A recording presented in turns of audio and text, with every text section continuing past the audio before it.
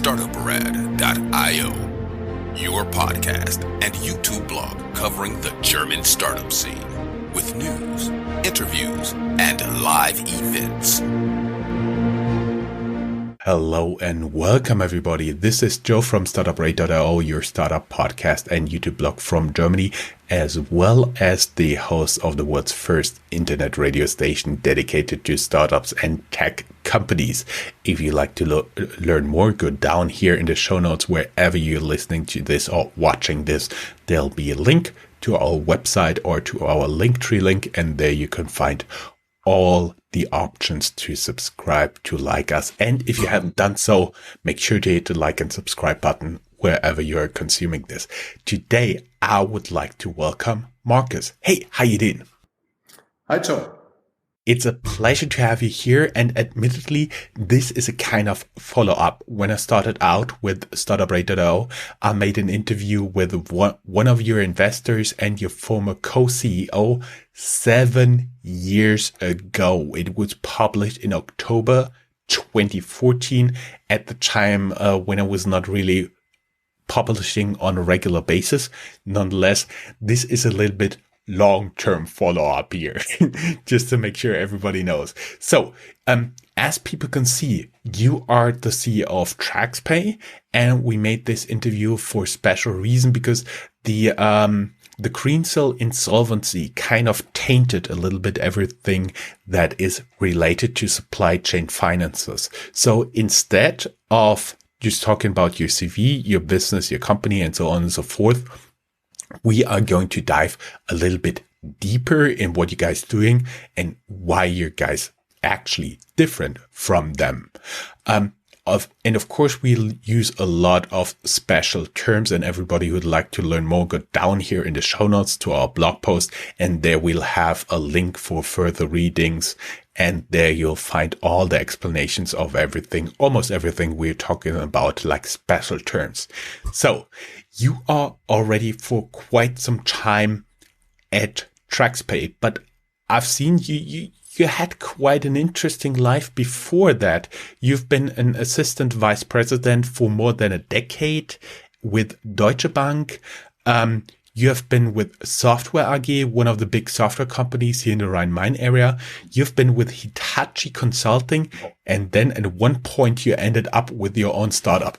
Can you just give us a brief overview how this happened? Why did you set up Traxpay, and what was kind of the incentive? Disclaimer, within this year, apparently most of the startup founding stories involve either a bar or wine. Oh, and we may add to the people that thanks to your daughter who's doing TikTok, you have an awesome light there. Yeah. Sometimes this really helps in these times. Thanks, Joe. I'm very happy and pleased that you invited me to be here. I think first of all, I have to make clear that I was not 10 years at Deutsche as assistant vice president, because this typically means you are not very successful. So I actually started my career at Deutsche, and you do this typically in Germany as an apprentice.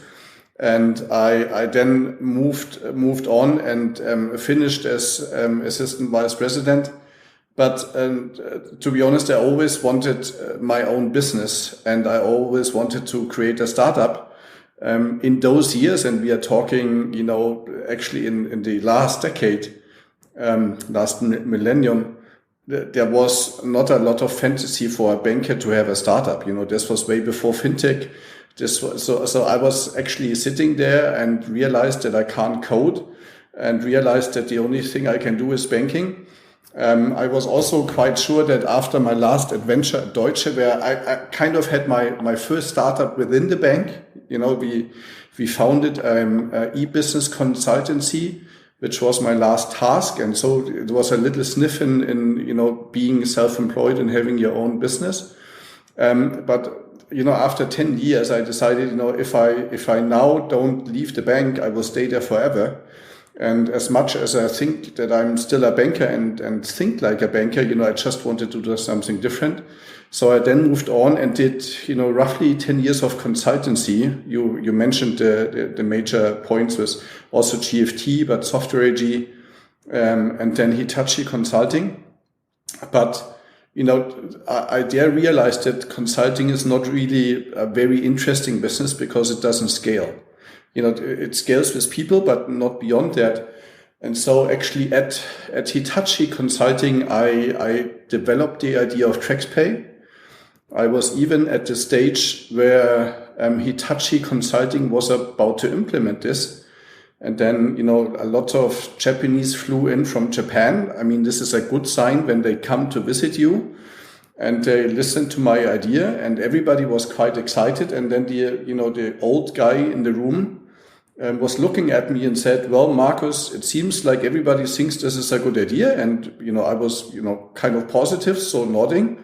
And then he said, and this is really true, he said, but how can this be a good idea if you're not Japanese?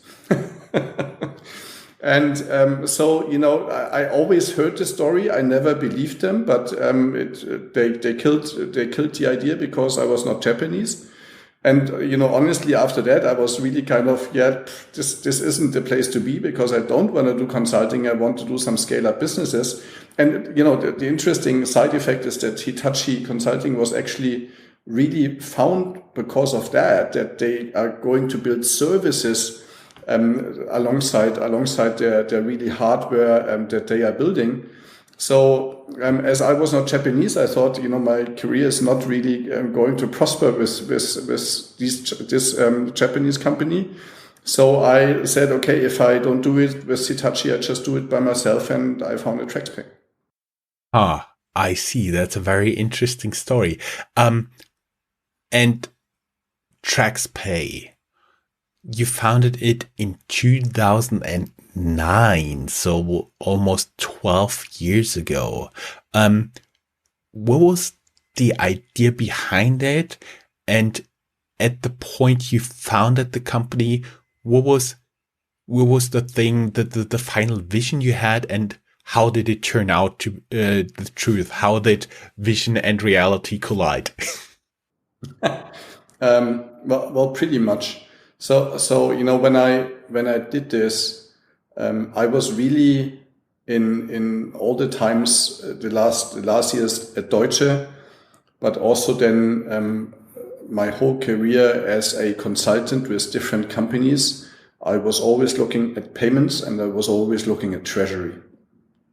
So I was consulting banks, I was consulting large corporates, large treasury departments, and I realized that there's a big glitch and a big problem in B2B payments, which is not astonishing because, when you look at the innovation in payments, it always comes from B2C.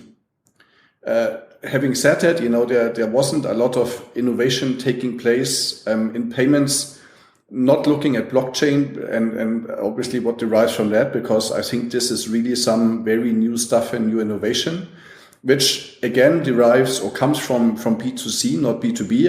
It will still take some time until corporates will pay via Bitcoin, if it ever happens. So everything that is new comes from B2B, comes from B2C.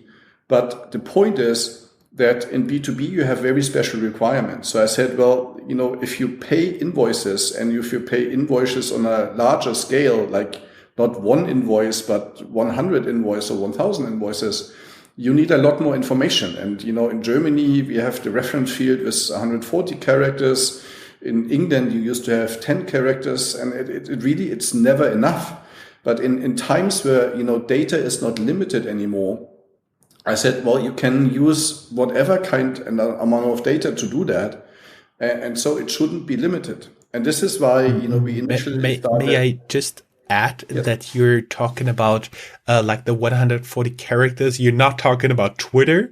You actually talk about the paper slip that you used to fill out for transfers, payments at your bank, and you then threw it into the mailbox of the bank. They checked your signature and then they transferred the money. So that's the limit you're talking about, because the reference is the data. Yes, yeah, exactly. Like 80% of the people listening to us have never had any experience with German banking, especially so far back in time.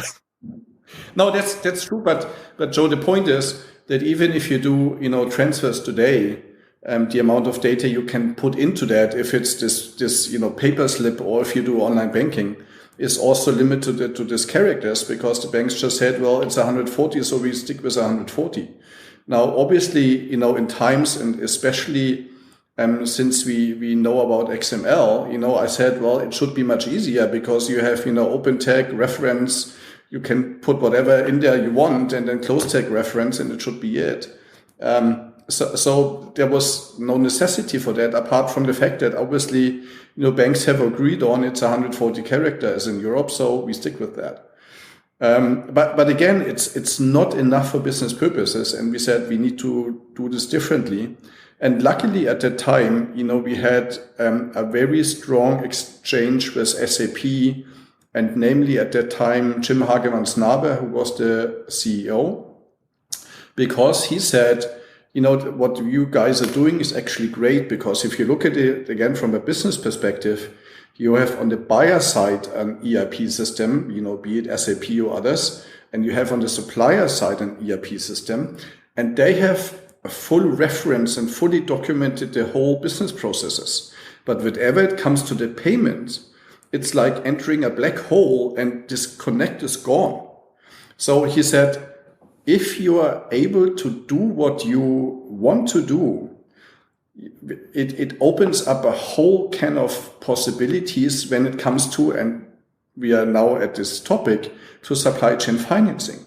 Because, if you think about what is happening there, that you pay invoices earlier, no matter how and when, but, just use the typical example of an invoice that is, 10,000 euro, and it runs for 20 days and at an interest rate of 2%, it doesn't come to a lot of money.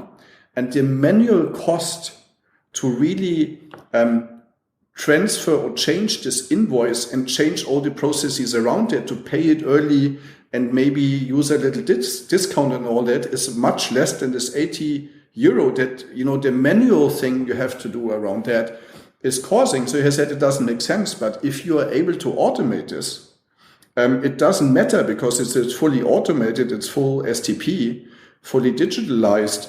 It doesn't matter. So he actually, initiated this whole idea about if you do this, it opens up a new can of possibilities, not a can of worms. And this is, when I came back to Traxpay 5 years ago, after, I was away for 3 years, and in the meantime, it wasn't, too successful. I came back and said, well, use this, because we have our technology. We were there. We, easily integrate into ERP systems, which is also something that, some people can't do really well. We had the big opportunity to work on that with SAP themselves at that time. So I came back and said, okay, let's use this idea from Jim. Thanks, Jim. Even today, and put this into supply chain financing, because supply chain financing at its core really helps the economy. And now with Greensill, it kind of got into this, shady atmosphere. And it's totally not, because it just supports the economy that, the smaller suppliers, also bigger suppliers, have the ability to get money earlier and ease their cash situation and liquidity. And the larger buyers, who sometimes, just pay late or have long payment terms, do this because they want to strengthen their KPIs. So it's really for the benefit of the both parties, and this is very good for the whole economy. So let me kind of wrap this a little bit up, what you guys are actually doing, because my understanding is you are enabling digital invoicing from ERP to ERP system without going through the banks and the 140 characters limit. Is that true? No, it has evolved since then. So we are not doing digital invoicing. Actually, our process starts when the invoice has hit or been entered into the ERP system. So we don't care however the invoice gets there. It might be electronically, it might be that some people key it in, however it gets there. But when it's in the ERP system, and when the buyer says, okay, I'm going to pay this invoice, but maybe in 60 days, we step in and say, okay, now we have different means to pay this invoice earlier. And one mechanism is that the buyer and the supplier bilaterally agree to pay the invoice early with a little discount, which is called, dynamic discounting. Or in other means where you have not a very liquid buyer who says, I can or want to pay this early. So we bring in another party, which is the financier, the bank, where the bank says, okay, dear buyer, if you tell me that you are going to pay this invoice in 60 days, I'm just paying out the invoice now with a little discount to your supplier. He has the money early and you give me the money. So those are this is the one bilateral part, the dynamic discounting part, and the other one, the reverse factoring part, where a third party, the bank, steps in and says, I'm going to bridge this liquidity gap. Mm-hmm. Understood. We may add for our audience, because not everybody has a B2B background, that there are many, many different types of invoicing and payment terms, but it's because Germany is very industry heavy and we deal in lots of machines that need time to be produced, not really digital. And so it's not uncommon that you have like millions or tens of millions that are paid out like in 180 days from now. Yes, true. And when you think about that size, that those terms like 180 days, you really get where the opportunity is in there, especially in Germany. Heavy industry, automotive, large amounts and long payment terms. True, but honestly, Joe, I think if you look at the payment terms globally, and there are lots of studies out there, we are really, in the midfield of the countries. So there are countries that have way longer payment terms than we do in Germany. We have countries where it's shorter. There's actually also a law in Europe, that prevents the company to pay after 60 days or have longer payment terms than 60 days. But this can be, circumvented under some special situations. So everything exists and is out there. And at the end of the day, some suppliers are happy to deliver large corporates, even if they get paid after 90 or 120 days, because they are just good customers. And so it really varies, and we have seen everything. Mm-hmm. Mm-hmm. I see. And let us get a little bit back to the topic of what you guys are actually doing, because we've been headlining this. Traxpay says we are nothing like Greensill. Can we dive a little bit into what you guys are doing differently than Greensill? So I think first, if you look at the comparison, we wouldn't compare to Greensill, because Greensill was a fund that was backing up supply chain financing platforms. So if we would be, and in our case, we don't use funds and we don't build and issue notes and put them out to market, and then Greensill or others are buying them. We are backed by the house banks of the large corporates. And this obviously adds a lot of, security to the whole system, because what you want in the system, you want to have the liquidity and you want to have the certainty that if a supplier wants to be paid earlier, he will get the money. So Greensill was backing other platforms like us, and now they have those issues because their clients promised their buyers, hey, I promise that we will sell the notes and we will sell your invoices that you're going to refinance. And now actually Greensill was backing some of them in a big way. if they drop out, this whole supply chain is at risk because the liquidity is gone. And so, Greensill was a fund that provided money to the system, like in our example would be taken by banks. And as it's much more secure if you have a bank with a credit line than selling invoices in the market. By the way, it's also much faster. It's a different scheme and a different mechanism. So, we did read a lot about Greensill and how they affect supply chain finance and how shady that is. And really the shadiness is within the fund. So it's nothing to do with supply chain finance because, as I expressed earlier, I think it's really benefiting everybody in the market. It's benefiting, large banks. It's benefiting large corporates, and it's also benefiting small corporates, the suppliers. So this is really where the whole idea comes from, to make supply chain better, more sustainable, and more reliable. But only, obviously, if the fund that backs this up, goes bust or has a problem, the whole system has a problem. But as I said, we avoid this because we only work with banks, and they are, very savvy and very stable most of the times. At least the banks we are working with, I don't see an issue in the future. I see. So basically, bottom line is the Greensill fund, it bought the receivables from some of your competitors who do. The payables, because they bought from the large corporates, the buyers, and it's the payables. So they bought the payables, and this is how it happened. But then, as they went, bust, it kind of really doesn't make the whole system better and more secure. Yeah, we just may add that you cannot buy all the payables for the same amount. So you have to have some discount. And at the end, they refinance it by issuing some bonds. And it was a lot of financial engineering in between going on, that you can have all those payables put into bonds, which then apparently got bought by some financial institutions, including but not limited to Credit Suisse.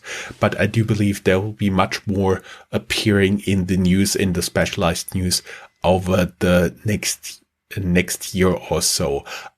Bottom line is, Greensill was financing. They used a lot of financial engineering, but you guys, have you been working with Greensill in the past? No, never. Because, we always said, for us, it's, it always comes down to, and we have seen this in the financial crisis, you can always, maximize your income, and then you maximize the risk. And sometimes you also maximize the potential of criminal incidents. So we always said, no, we must make sure that our clients can bank on their funds. And, best way to bank on your funds, bank with your bank. Have you gotten any feedback from banks since Greensill that they ask, hey guys, are you doing the same stuff? Or was it clear to, I assume you work with the specialized departments within the bank, was it always clear to them that you guys are completely different? No, it's, for the banks we work with, it's very clear that we are completely different, because they obviously understand the reasons. I mean, everybody in a bank, we have had this crisis before, which also happened because of bundling and rebundling and all that. So, you might think that people learn the lesson. Sometimes they don't, but especially the banks who work with us know the difference and have understood this.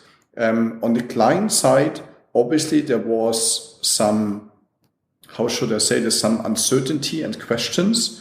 But it is easy to explain that this is exactly why we work the way we are. So now we see a lot of benefit, I have to say, from the case that has happened there, because now for the CFO, security is even more important. I mean, you have to look at the description, the job description of a CFO. This is about avoiding risk. And so the last thing they want to see is something happening like this.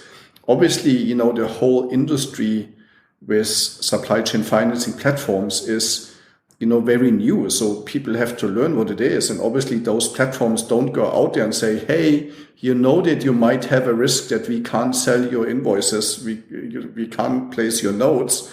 So they obviously go out and say, you can be very sure this is all very great and very safe. And we see it's not.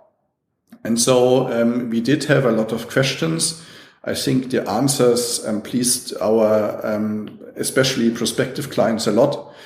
So we do see, a lot of traffic and a lot of positive impact for us. Having said that, it's really tragic what has happened there, because a lot of people will lose a lot of money, unfortunately. And this is always, something that we must really work on to avoid. So, Marcus, looking now into the future, what do you guys want to be? Where do you see future opportunities? Thanks for asking that, Joe. I think, first of all, it's important that we have a very strong platform like this in Europe, from Europe. So, all our main competitors do reside in the US. So I think it's good to start something here. We know all data is key, and from data, we will have a lot of additional businesses coming.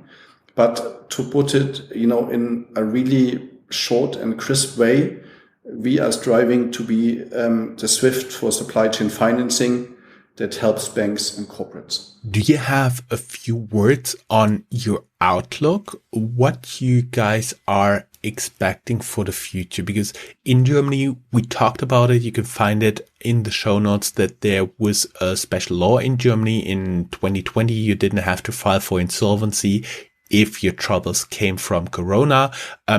Do you first see a wave of insolvency? How is your outlook for Germany? And what are your the Traxpay plans for the future, like conquer the world or stuff like that? Luckily, we never had to care about the insolvency issues around Corona, because we were never at risk. We have, since I came back, never had any really financial situations where we had to look at this with Corona or without, especially with the investment of Deutsche Bank. This obviously has gotten much better and even more stable. And now that many other banks see the benefit of working with us, and it was obviously also a very, huge signal that one of the largest supply chain financing bank, which Deutsche Bank is, teamed up with us and, partnered with us. We also see a very prospering future. Well, only thing left for me to say, best of luck for conquering the world with Traxpay. It was a pleasure having you, and hopefully the next follow-up will not take 7 years. No, I promise, I'm happy to do this on a more regular basis. I think there are very, interesting news that are coming up in the recent times. It might even be worth looking at these issues then again, but I'm really looking forward to keep in touch, and thanks a lot for inviting me. Thank you. Pleasure was all mine. If you are a professional looking at the European startup scene, Germany is a place you cannot miss. Fortunately for you, there is Startuprad.io, the authority on German startups. This English-only podcast brings you fresh interviews each week.